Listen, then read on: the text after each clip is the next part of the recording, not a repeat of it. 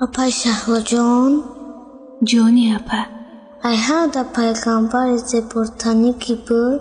یوسف علیه السلام که زیبایی او حتی در قرآن هم گفته شده است.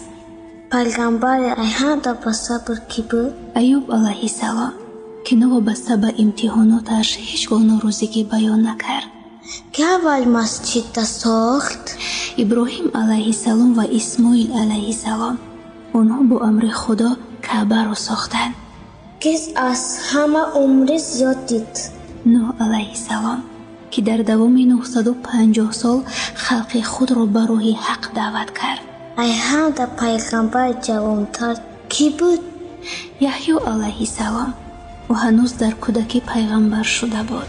کی معجزه ایهادا بسیار داشت؟ موسی علیه السلام جانی اپا که عصایش را میتوانست به مور تبدیل دهد، اقیانوس را 2 قسم بکند. آواز ایهادا شو کی داشت؟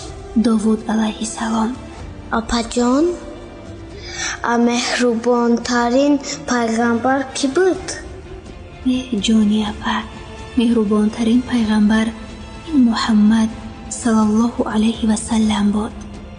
رحمتا للعالمین، برای تمام عالمیان رحمت بود و هست.